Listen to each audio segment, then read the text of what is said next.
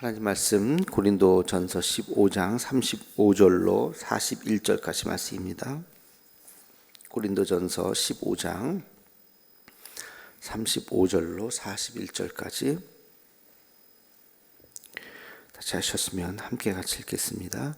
누가 묻기를 죽은 자들이 어떻게 다시 살아나며 어떠한 몸으로 오느냐 하리니 어리석은 자여 내가 뿌리는 씨가 죽지 않으면 살아나지 못하겠고 또 내가 뿌리는 것은 장래의 형체를 뿌리는 것이 아니요 다만 말이나 다른 것의 알갱이 뿐이로되 하나님이 그 뜻대로 그에게 형체를 주시되 각 종자에게 그 형체를 주시느니라. 육체는 다 같은 육체가 아니니 하나는 사람의 육체요 하나는 짐승의 육체요 하나는 새의 육체요 하나는 물고기의 육체라. 하늘에 속한 형체도 있고 땅에 속한 형체도 있으나 하늘에 속한 것의 영광이 따로 있고 땅에 속한 것의 영광이 따로 있으니 해의 영광이 다르고 달의 영광이 다르며 별의 영광도 다른데 별과 별의 영광이 다르도다. 아멘. 오늘 말씀은 부활 논증에 대한 이야기가 계속되고 있습니다. 부활한 자들이 어떻게 살아날 수 있을까? 부활에 대한 방법이랄까요? 방법. 그리고 또 하나는 부활 후에 그 몸 상태는 어떤 모습인가? 부활 후의 모습에 대해서 이야기하고 있습니다. 이것에 대한 질문에 대한 답이 36절에 나오죠. 우리 함께 36절 말씀을 한번 읽어보겠습니다. 어리석은 자여 내가 뿌리는 씨가 죽지 않으면 살아나지 못하겠고. 부활에 대해서 이야기하면서 하나의 비유를 드는데 씨를 비유로 들죠. 씨앗이라고 하는 것은 전에도 제가 한번 말씀을 드렸지만 그 안에는 놀라운 생명이 있다는 것입니다. 겉으로 볼 때는 전혀 모르죠. 그냥 씨앗이 대부분 다 딱딱하죠. 그냥 돌 같고 돌이나 씨앗이나 뭐 만지면 별 차이 없습니다. 그냥 똑같이 딱딱하게 느껴집니다. 근데 돌은 그 안에 생명이 없어요. 아무것도 없어요. 그냥 돌은 처음부터까지 그냥 돌이죠. 그러나 씨앗은 그 안에 생명이 있어요. 생명. 눈에 보이지 않는 생명이라는 것이 있습니다. 그래서 그 씨앗을 심으면 씨앗에서 싹이 나는 거죠. 놀라운 변화가 일어나게 되는 것이죠. 그래서 이 부활이라고 예수 믿는다고 하는 것, 이것이 아무것도 아닌 것 같지만 그게 씨앗이라는 거예요. 생명의 씨앗. 그 예수님을 믿는 그 순간 생명의 씨앗이 우리 안에 들어오게 되고 그것이 이제 마지막 날 우리의 삶을 변화시킬 수 있다는 것입니다. 이게 지금 바울의 논증이에요.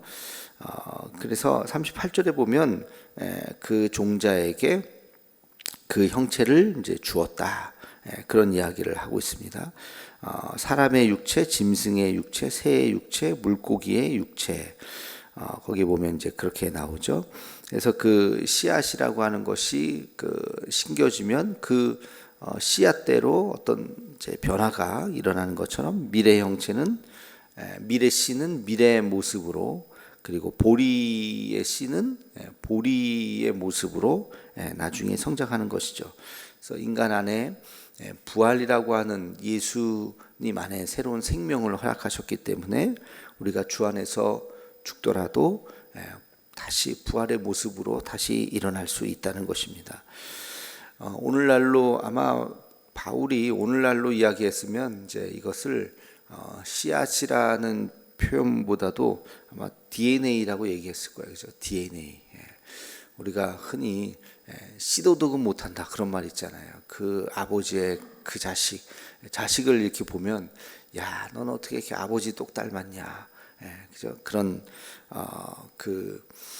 생각을 하게 되죠. 이번에 올림픽 중인데 그 도마에서 여서정이라고 하는 그 친구가 동메달을 땄죠. 아버지를 아주 그냥 딱 빼닮았잖아요. 그 외모도 그렇고 운동하는 것도 그렇고 그 DNA가 그 있는 거예요. 그 다 자녀들에게. 그래서 어떤 DNA를 가졌는가 하는 것이 전혀 다른 모습으로 그 DNA의 모습으로 이제 나중에 표현이 되는 것이죠. 해의 영광이 다르고 달의 영광이 다르고 해가 갖고 있는 영광, 달이 갖고 있는 영광, 그러면서 마지막에는 보면 별의 영광도 다르고 별과 별의 영광도 다 다르다. 하나하나가 다 다르다는 것입니다. 우리 부활의 모습으로 하나님 앞에 나갈 때 그냥 다 똑같은 모습이 아니라 다 다른 것. 그 안에는 주님을 위해서 헌신한 사람, 또 그냥 대충 믿다가 온 사람, 영혼만 겨우 구원받은 사람, 정말 주님을 위해서 모든 것을 헌신하고 고난받고 고통받고 그런 사람, 이 별과 별의 영광이 다 다른 거예요. 다 다를 수 있다는 것입니다. 부활의 날 그런 차이가 또 다 드러나게 되는 것이죠. 누가 알아주나? 주님은 다 아시고 기억하시고 다 기록하시고 마지막 날 그 영광으로 우리에게 보상을 해 주실 것입니다. 이 말씀을 보면 몇 가지 우리가 기억할 것이 있는데, 첫 번째는 우리 안에는 뭐가 있을까요? DNA. 그 DNA가 뭐냐? 부활의 DNA이기도 하지만 우리 안에는 하나님의 형상이 있다는 것입니다. 우리는 그래서 영적인 존재죠. 그 영적인 존재다 하는 그 영은 바로 하나님의 영이죠. 하나님의 영이 우리 안에 다 있는 것이죠. 하나님의 형상이 우리 안에 다 있습니다. 이마고 데이라 그러죠. 하나님의 형상이 우리 안에 있다. 우리는 영적인 사람이다. 두 번째는 그 하나님의 형상으로 우리는 존귀한 자가 된 것입니다. 우리 안에 하나님의 형상이 있는데 우리를 사람들을 무시하면 되겠습니까? 욕하고 손가락질하면 안 되는 것이죠. 다 한 분 한 분이 하나님의 형상으로 만들어진 존재들이기 때문에 다 사랑받고 존경받고 다 우리가 서로 그렇게 이해해 줘야 되는 그런 존재가 되었다 하는 것이고, 그리고 또 하나는 우리는 결국엔 하나님의 백성이라는 것입니다.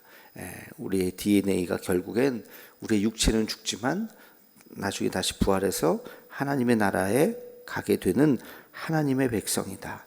하나님의 백성이라고 하는 것이 뭐예요? 이 땅에서의 삶이 영원하지 않다. 지난주도 제가 그런 주일날 그런 말씀을 드렸는데, 하나님 나라에 간다는 것을 우리가 생각하고 살아가는 것, 이 땅에서의 삶이 끝이 아니라고 하는 것, 이것을 우리가 기억한다면, 그렇다면 우리의 삶의 방법들, 삶을 바라보는 것들이 달라지는 것이죠. 영원한 것이 아닌데 집착하지 않을 수 있고, 영원한 것이 아닌데 너무 욕심내지 않을 수 있고, 정말 그럼 영원한 것이 무엇인가 하는 것들을 생각하며 살아갈 수 있다는 것이죠. 오늘 말씀을 잘 기억하고 우리가 어떤 존재인지, 그리고 우리 안에 하나님의 영광을 통해서 우리가 어떻게 살아가야 할 것인지 다시 한번 생각하고, 우리 안에 있는 그런 세속적인 욕망, 욕심, 이런 모든 것들을 다 내려놓고 하나님 앞에 바로 서면서 신앙생활 해 나가는 우리 모두가 되기를 주님의 이름으로 축원합니다. 기도하겠습니다. 거룩하신 아버지 하나님, 우리의 삶이 지금 살아있는 삶이 전부가 아닐진데, 부활이 있는 것일진데, 부활을 우리가 믿는 자로서 살아갈 수 있도록 하나님 도와주시옵소서. 하나님, 우리 안에 예수 그리스도의 DNA가 있는 줄로 믿습니다. 하나님, 그래서 우리가 죽지만 영원히 죽는 것이 아니라 다시 부활의 날, 부활의 몸으로 주님 앞에 서는 줄로 믿습니다.